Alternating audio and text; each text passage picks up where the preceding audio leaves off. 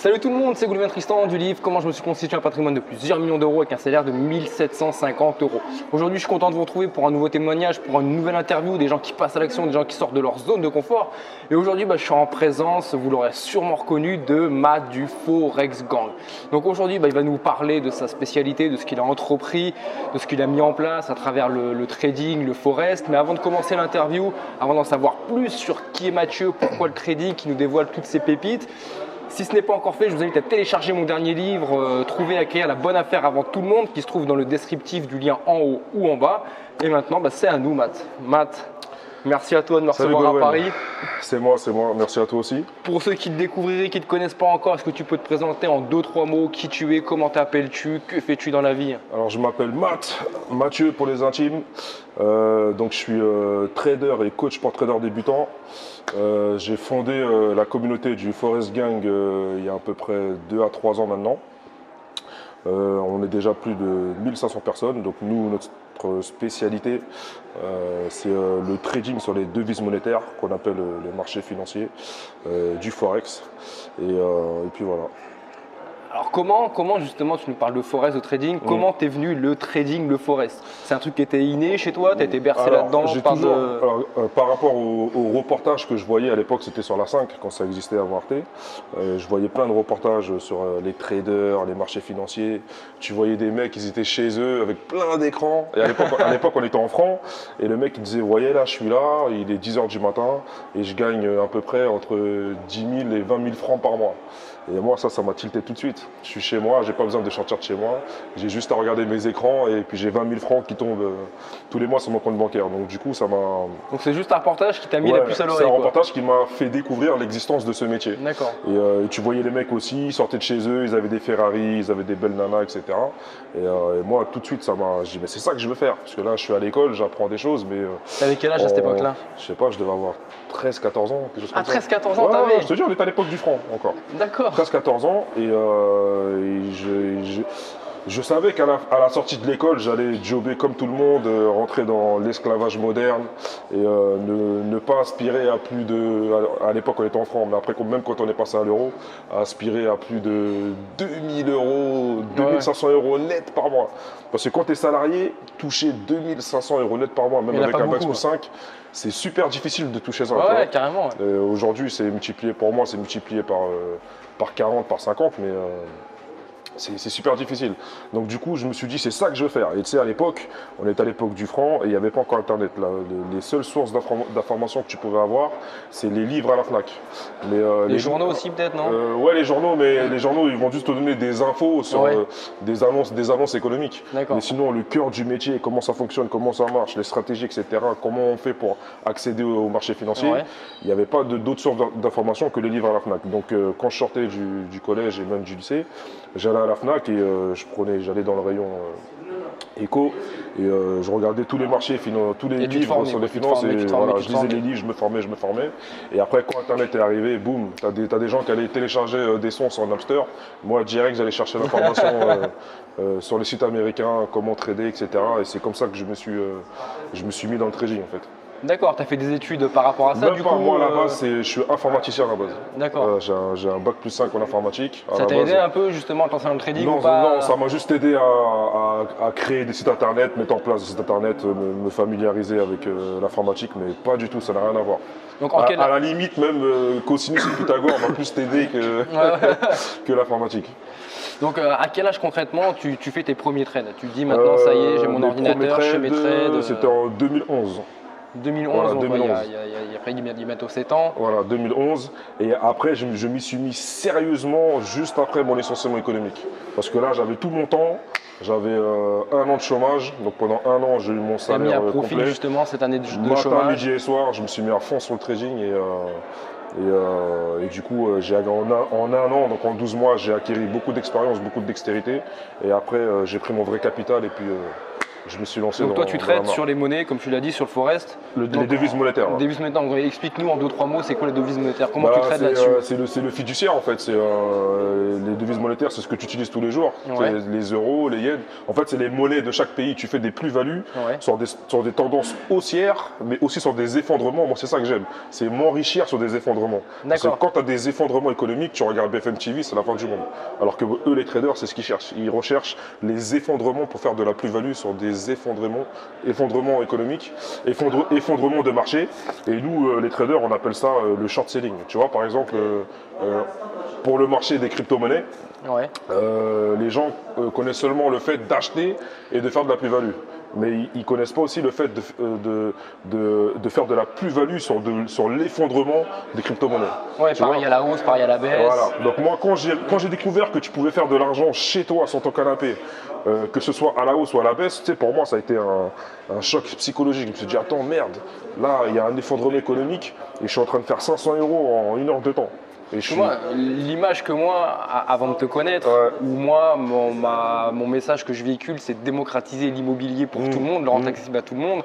Toi, tu as exactement le même message dans le trading. Ouais. C'est vrai que moi, la société ce que m'a inculqué la société par rapport au trading, c'est le trading, c'est des gens en costard-cravate, c'est des gens qui ont fait 5, 6, 7, 8 ans d'études, c'est un monde très fermé. Ouais, parce que c'est pour ça que j'ai voulu éclater ces normes. J'ai voulu les détruire carrément. Parce qu'en fait, la télé, les médias mainstream et les journaux, c'est l'image qu'ils ont voulu donner au métier de trader. Ouais. Alors que pas du tout. N'importe quel bonobo sur cette planète peut prendre un ordinateur portable, créer un compte chez un broker et trader en tant que particulier sur les marchés Pour financiers. toi, n'importe qui peut faire du trading, n'importe qui peut s'enrichir à partir du moment où il se forme. Regarde ma tronche. Ouais.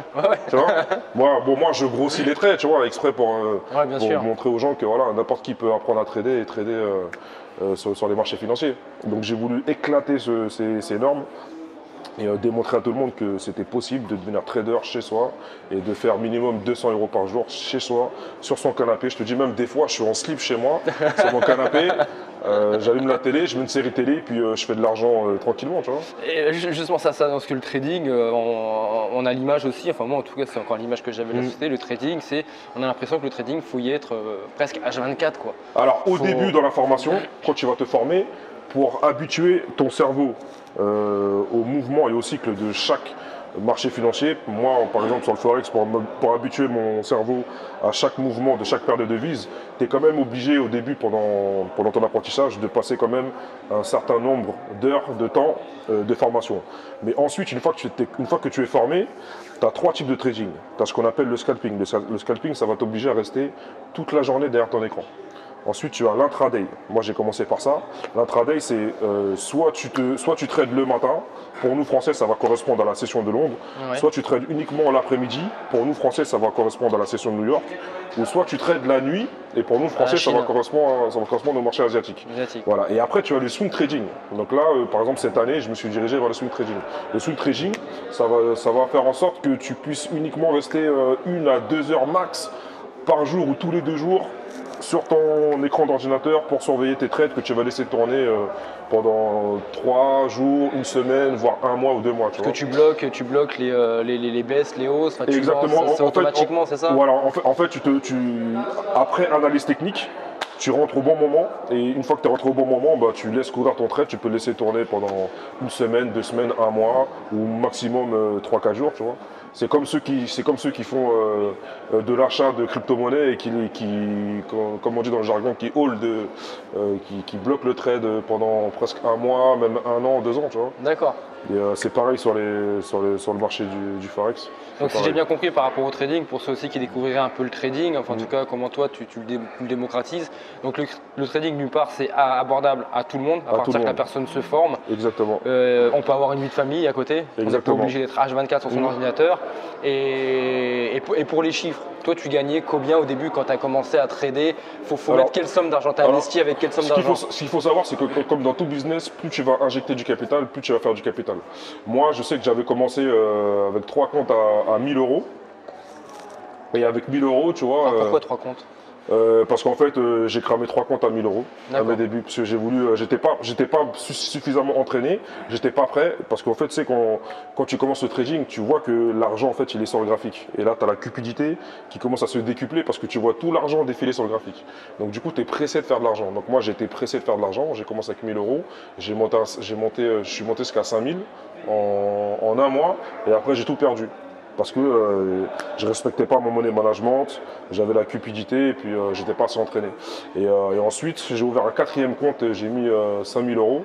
Et puis là, c'est monté très rapidement. Je suis monté rapidement à 30 000 euros. Puis après, j'ai fait d'autres business, j'ai vendu ma formation, j'ai fait des business dans l'aviation. Donc du coup, j'ai ramassé beaucoup d'oseille. J'ai injecté ça dans mon compte de trading. Et puis aujourd'hui, c'est des sommes astronomiques. Voilà. C'est des sommes astronomiques. Donc juste en parlant trading, sans vente de formation, avec le trading, on peut facilement se faire 5 000 euros par mois, 10 000 euros par mois. Pour faire 5 000 euros par mois, par exemple sur le marché du Forex, pour faire 5 000 euros par mois, il faut que tu mettes minimum entre 5 à 10 000 euros sur ton compte de trading. Par contre, si tu veux commencer petit et faire 200 euros par jour ou par semaine, je te conseille de mettre un minimum de 1000 à 3000 euros. Et là, tu pourras commencer à faire tes 200 euros par jour ou tes 200 euros par semaine. D'accord, donc la personne qui regarde cette interview, là, qui a envie de se faire de l'argent, maintenant, ça va être la formation. Comment cette personne, tu conseilles, comment va se former cette personne? Toi, tu vends des formations, s'il me semble bien. Alors moi, je vends des formations, je fais de l'affiliation. Ben, en fait, c'est simple, hein. C'est comme dans n'importe quelle niche, dans n'importe quel domaine. Si tu veux t'investir et réussir dans ce domaine, il faut que tu te formes.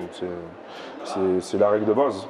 Donc ils peuvent acheter la formation. Toi, tu as des formations, un package pour vraiment former une personne qui commence de zéro j'ai ma formation Extreme Money 1.0 qui est dédiée uniquement au trading et à la fiscalité qui va avec. Ouais. Parce que c'est bien beau de trader, c'est bien beau de faire de l'argent, mais après il faut savoir faire circuler ton argent, il faut savoir le protéger. Et pour ça, tu as des notions de fiscalité liées au trading qu'il faut connaître et mettre en place. Donc c'est la formation Extreme Money 1.0. Pourquoi 1.0? Parce qu'il n'y a pas longtemps, j'ai vendu une formation Extreme Money 2.0, mais dedans, il n'y a pas que le trading, il y a d'autres business. La 2.0, tu as quoi en plus dans la 2.0? Alors, il y a de l'e-commerce, de l'immobilier et business en ligne. Donc, en fait, le concept, c'est de soutirer les sous via le marché du Forex et ensuite l'injecter dans l'immobilier, l'injecter dans l'e-commerce et l'injecter dans ton business en ligne.